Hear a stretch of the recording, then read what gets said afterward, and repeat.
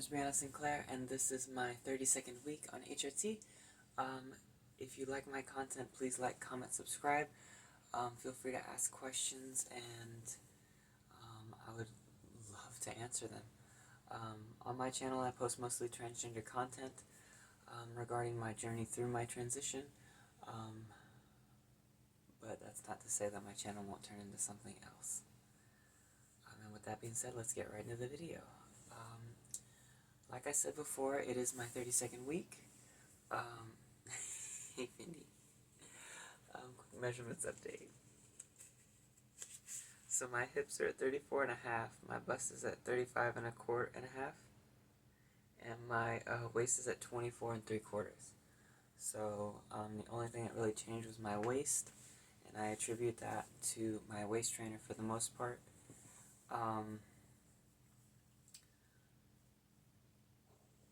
Which essentially is doing what it's supposed to. So it's... What are you doing? The video just started. You're already being a nuisance. Alright. Oh, shoot. Alright, so my emotional state... my emotional state is incredibly stable.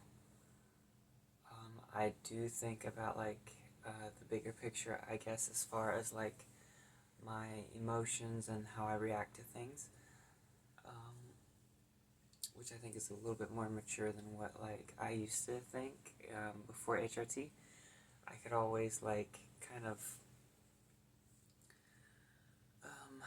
I could kind of get through the situation, and then I would kind of just deal with it like a child afterwards.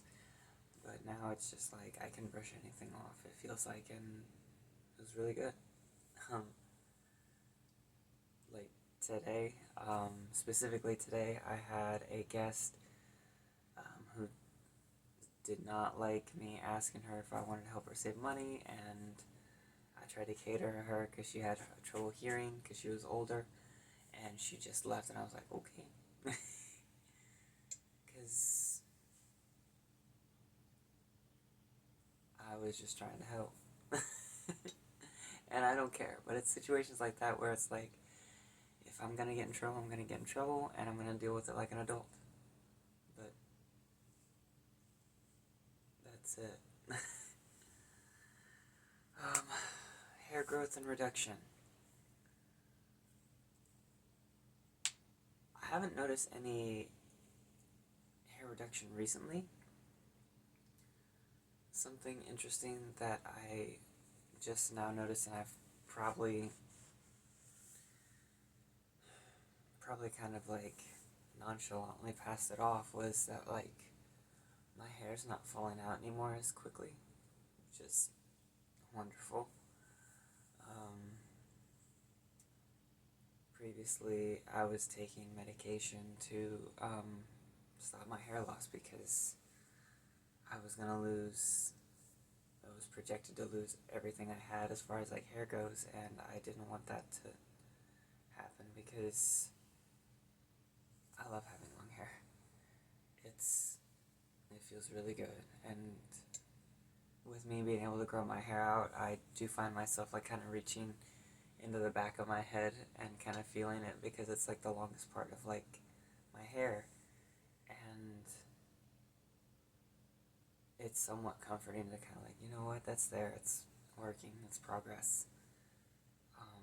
And previously, before, I could only reach back there and it would just be like skin or stubble, and I would get super upset and depressed, but there was nothing I could do because that's how I had to keep my hair. But no longer.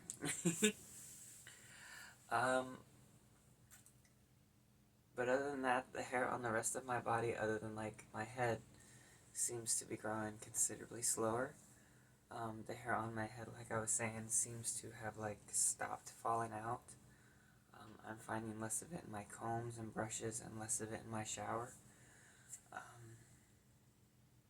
think that's a huge step forward for me, to be honest with you. Breast growth. so the measurements don't reflect that my breasts are growing. However, I think it's because they are filling out a little bit more. They're growing either wider or they are dropping down a little bit to where my torso is a little bit narrower. And I think that would make more sense because they are definitely getting bigger. They are growing more softer. The solid mass that was like underneath the center that was initially there seems to like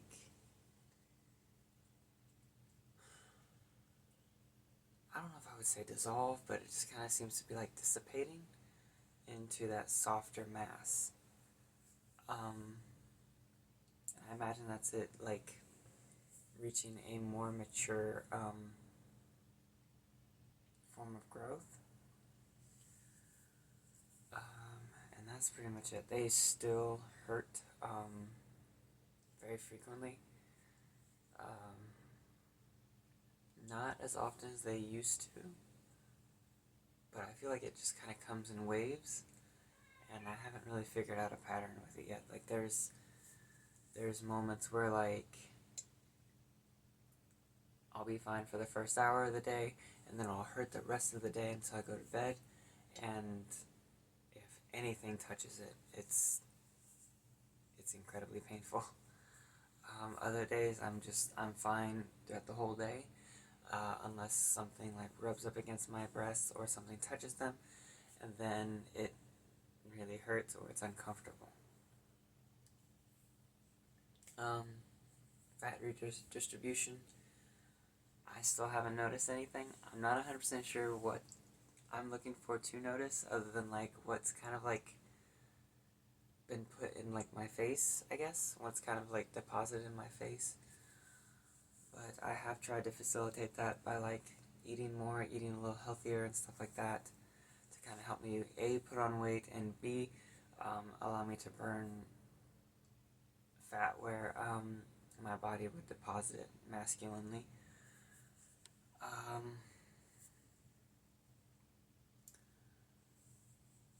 And I'm not 100% sure why, but I do seem to be losing weight, which is weird because I did start at kind of like 130, and I previously weighed like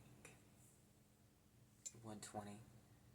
So I'm trying to, I don't know if it's like my immune system is being boosted, or not my immune system, my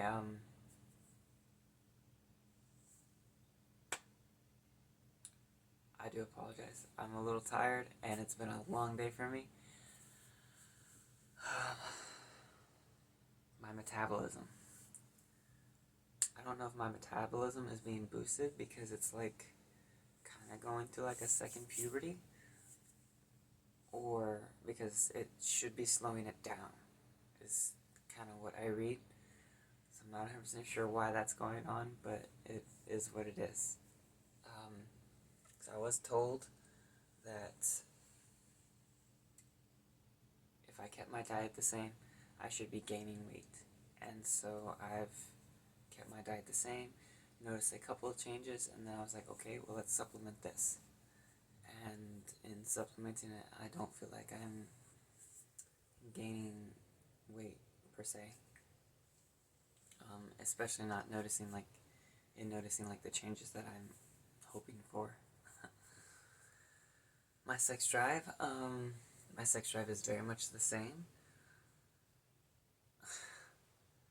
which is apparently unusual, according to my wife. She says it's very unusual for our sex drive to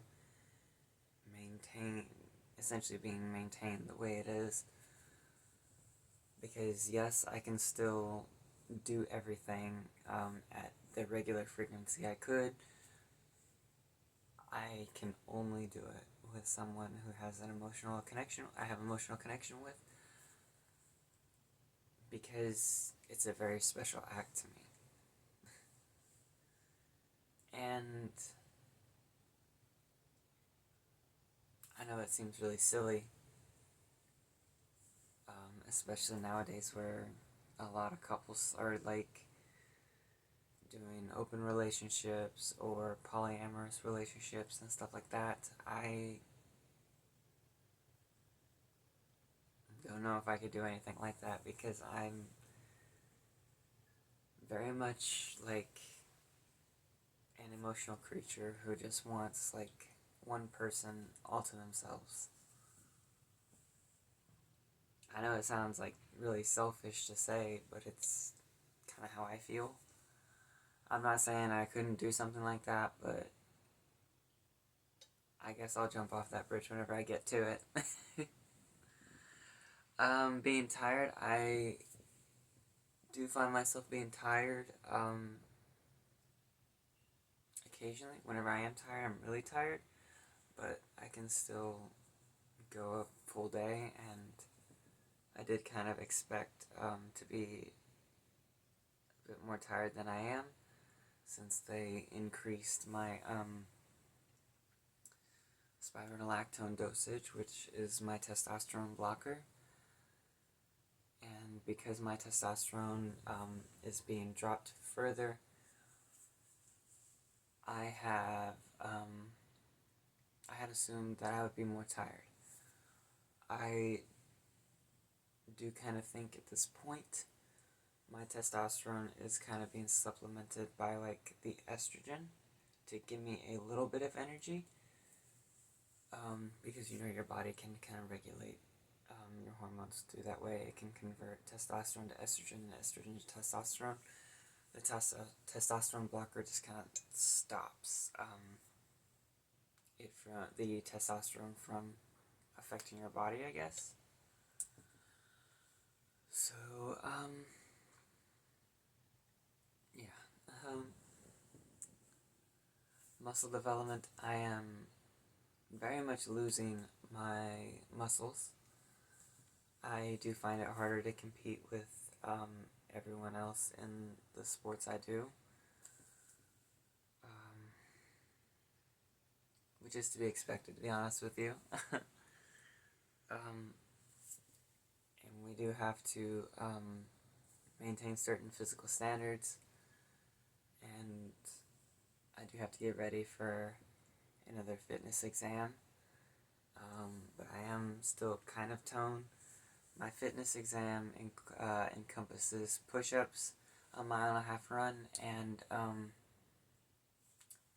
a timed plank, where I just do the plank for as long as I can. The 1.5 mile is obviously as short as you can, and the push-ups are as many as you can do within a certain time limit. And previously, my 1.5 mile was like 12 minutes. It was like 11:50 something. Planks, I could max out at like 3:45, 3 minutes and 45 seconds. And push-ups, I think previously I could do 98 push-ups in the allotted time, which is pretty good. I don't know what they're going to be this year. I'm kind of anxious to find out, but it'll be what it'll be. And I do know that, like, there's a lot of, like, debate over, like, us being in sports and stuff like that, but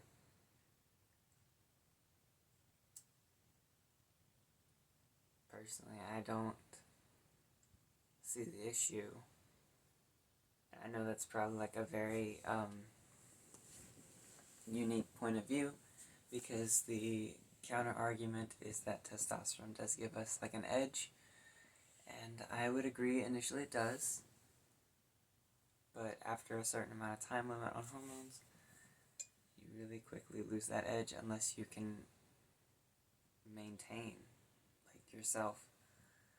I get that, like, testosterone can help you get to some place, excuse me, but even with even with that, the estrogen still takes its toll. I feel like that's the only thing that estrogen truly takes away. Previously, it's been described as like a giving hormone.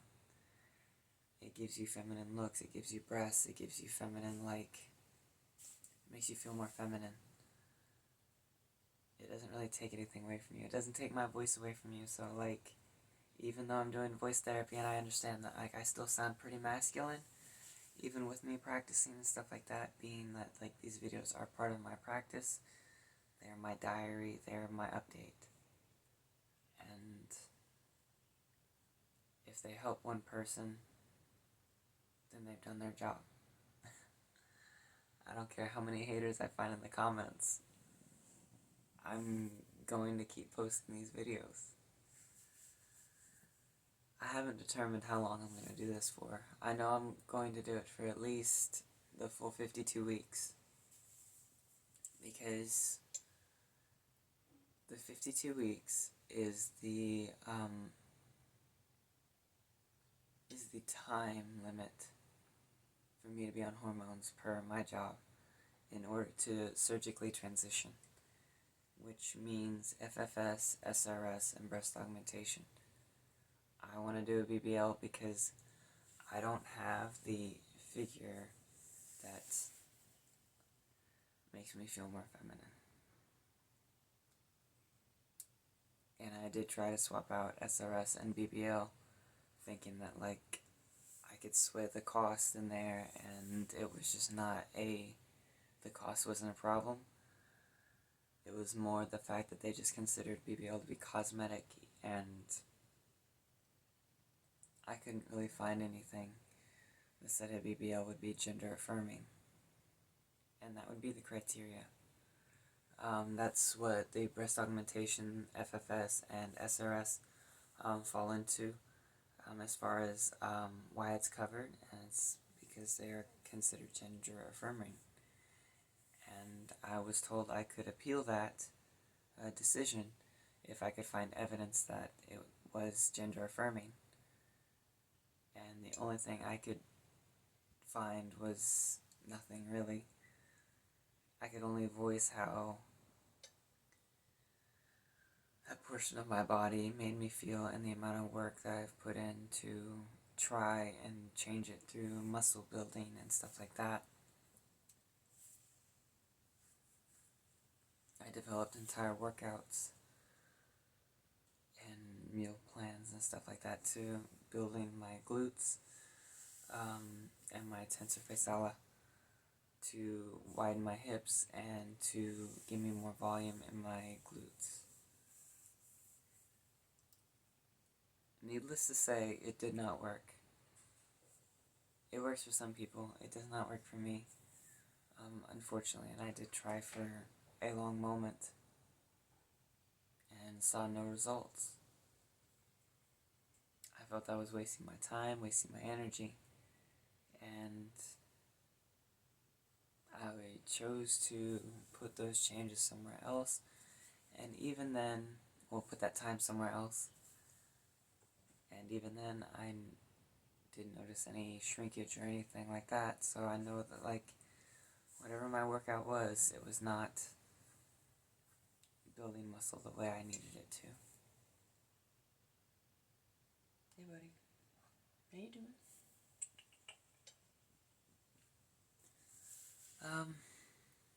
So yes, as my voice therapy goes on, I do hope that, like, these videos reflect these subtle changes that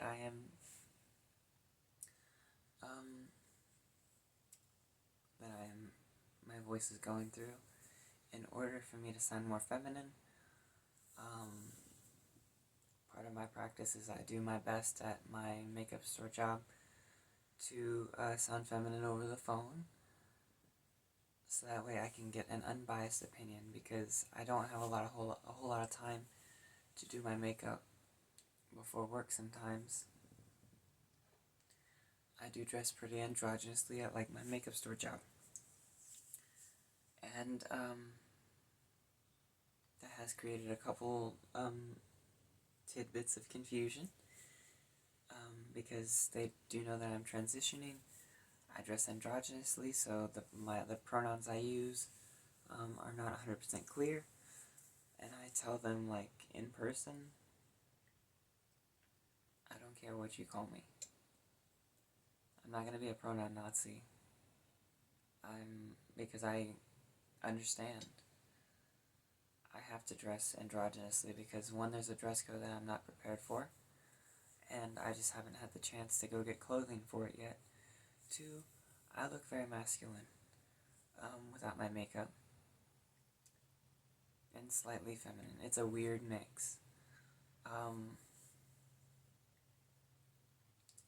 Because my facial hair is still there, and I've tried to do electrolysis and laser, and I haven't had the chance to do all the electrolysis sessions that I need to, and laser just didn't seem to work.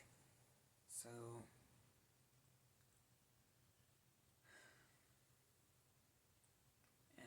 but the makeup does cover it up, which does make me feel really good, honestly. Seeing pictures of myself all dressed up and stuff make me feel really good, because without my facial hair and with me concealing certain physical features on my face, it makes me look considerably more feminine. And it's not like other people affirming me, it's me seeing the affirmation by myself, essentially. And it feels really good. Yeah.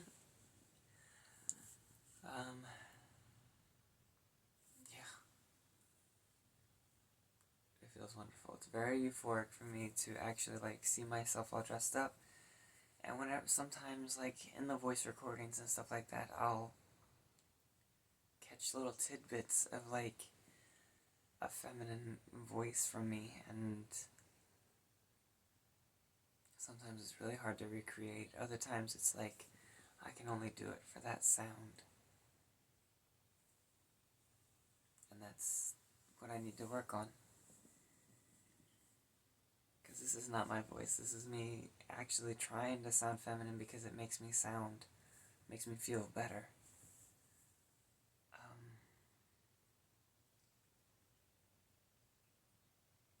And like I said, these videos are a record of my changes.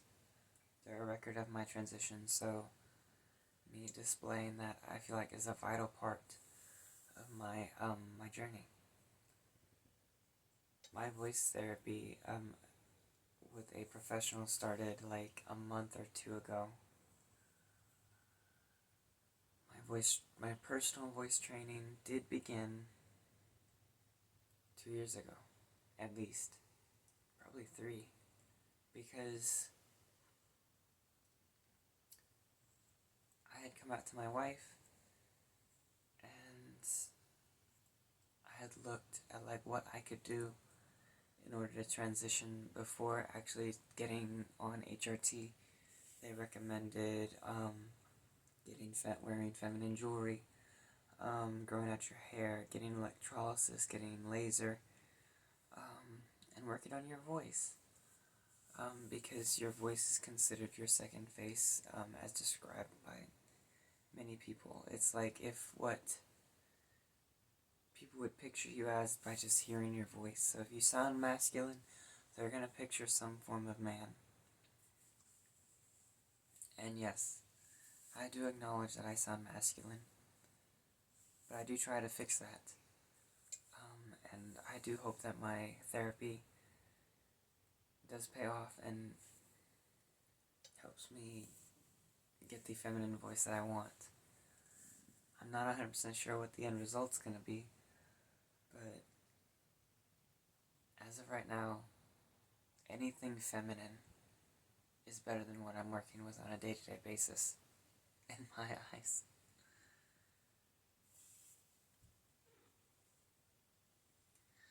Because it doesn't matter what I look like. As long as I sound masculine, people are going to treat me as masculine. Whenever I get dressed up, I can kind of hide it a little easier. I'm not sure why that is. Maybe it's the feeling, I guess. It's I'm feeling more feminine, so my body's having a reaction to it. I don't know if that's a real thing or not. That's just a me thing, but That's just kind of what I've noticed, because I don't get misgendered whenever I dress up. I get misgendered whenever I have short hair and I talk normally. Even if I have a full face of makeup on, I do get misgendered. And in person, I just brush it off, because I get it. There's no context to go on. On my channel, though, if you click on my channel, you know what you're getting into. You know my pronouns, you know what I am, and what I expect. That's why here, that's why I expect that.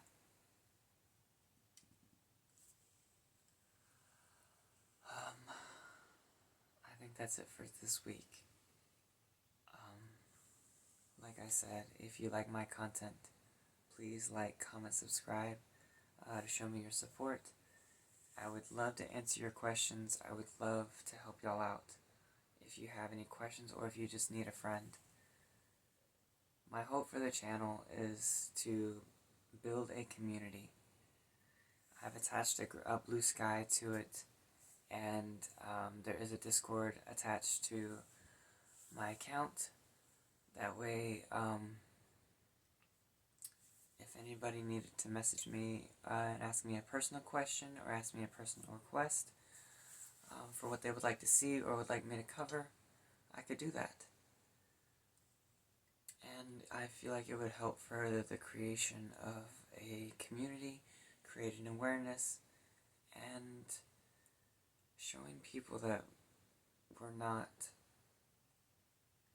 these predators that they are trying to make us out to be. Like they tried to make the gay people out to be, like, early on in, like, the 2000s and late in the 1990s.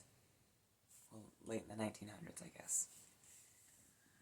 Because we're not that. We get put in situations, we're scared, we're normal people. The situations I'm talking about are the situations that people bring up whenever they talk about why we're a danger to people.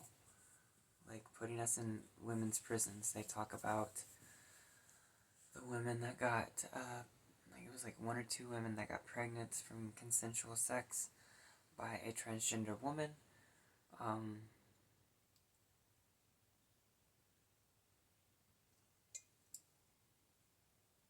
That would be very difficult, first off. And yes, there is like a little bit of a case there, because due to the nature of the environment, it's not really consensual. But I don't think that we're much of a danger, because I don't know the situation. It could have been them coming onto them, or them coming onto her. Sorry. Or it could have been the other way around, but the point is that whatever was done was reciprocated back. And most of us don't even like other girls. I'm unique in that aspect too. I don't care what my partner is. I like men and women, and if my partner wanted to transition into a boy, I wouldn't care. I couldn't care less, because that's not what I look at. I look at how I am treated. I look at, like, how they make me feel. How, like, their affection towards me, like, in public. Am I, like, a secret? Am I, like, are they open? Are they proud of me? Are they proud to be with me? Do they give me, like, that affection, that attention that I need? That's what I look at, because that's what's important to me. Sure, I have, like, my like, stereotypes and stuff like that, but I've dated men, I've dated women. And all I ever wanted was just someone to, like, love me, be intimate with me, and love me for me. And to change my gender in my current relationship is a lot to ask, and if I'm asking them to stay around. And if she was to choose to leave, I would not beg her to stay, because I want her to be happy. I can't do that to her. That's not fair to her.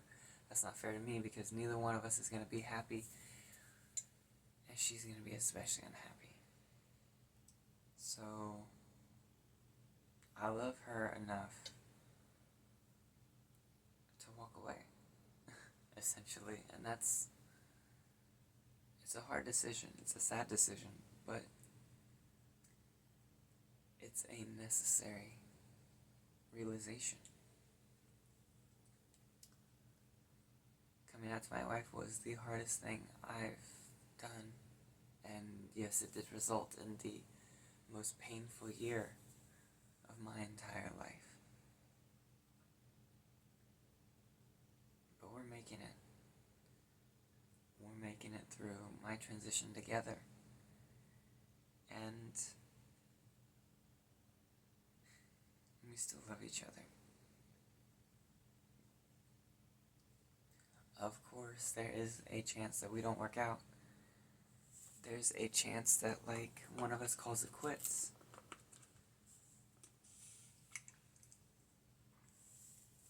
The odds of that being me are significantly lower than that being her, because I'm already with the person I want to be with. She is attracted to men, and I was previously a male, so I could kind of fill that masculine role that she wanted, even though I was more feminine than she was a lot of the time. I was also more masculine at times too. I always wanted to build things, create, put things together, fix things. I could get dirty and stuff like that, and that wouldn't bother me. But as far as traditional female roles, I filled those happily. I would do those with a smile on my face, because that was how I would show my support in our relationship.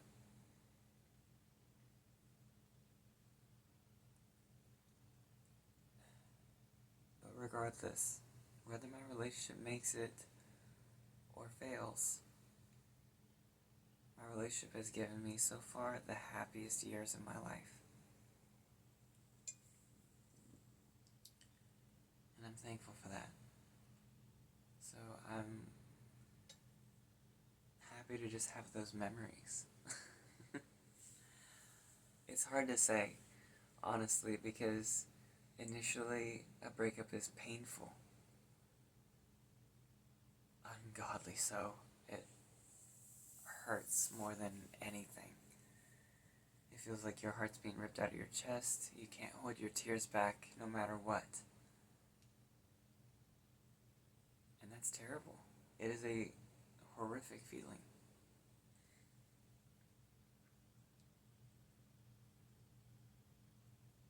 But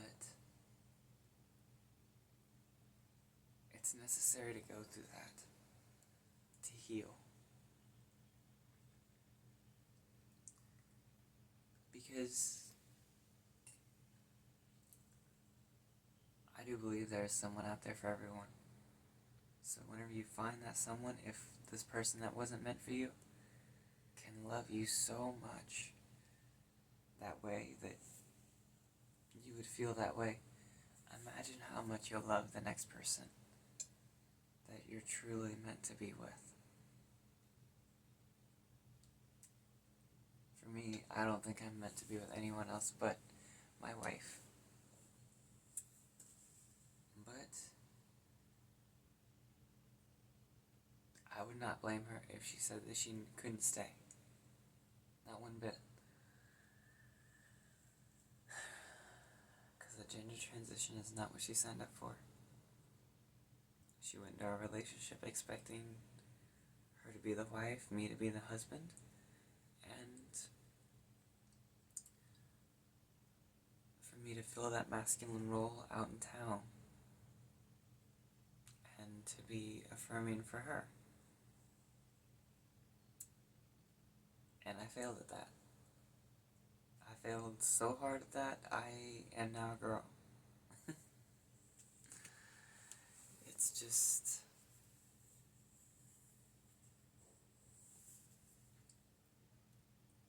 it's just like a hard realization that like I have come to terms with as well. Because it's not easy to get to that point. And yes, I tell people that all the time, like for their breakups, like, hey, if you want to talk to me, reach out. I'll tell you a story that'll make you cry. But I'll also tell you a story of incredible strength. And that's what it is. That year made me the person that I am today. It made me a stronger person. A person that loves themselves, can be happy with themselves. But regardless, I'm just happy to be loved by someone.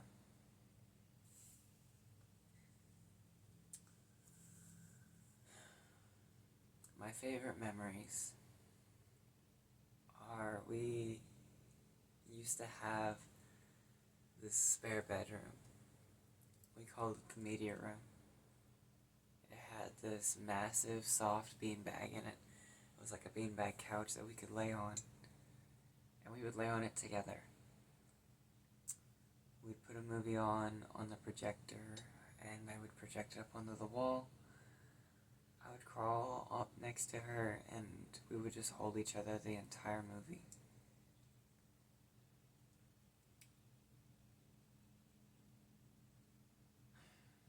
It's a very simple and easy thing to achieve. It's not like going to Paris or France. It's better than that. It's physical intimacy that truly means something. It's not sexual in any way. It's entirely emotional. And that's what's most attractive to me, is that emotional connection created by physical touch and affection. I don't like to be showered in gifts or anything like that. Sure, getting clothes and stuff like that is fun. Going shopping is fun. But it's not as fun as somebody holding me and saying, let's go watch a freaking movie. And sitting in their arms just watching a movie is the most amazing thing to me. That's it. I've always been like a movie-like person. I always loved watching scary movies and thrillers and stuff like that. I don't know why those specific types of movies, but that's how I've been since I was a kid.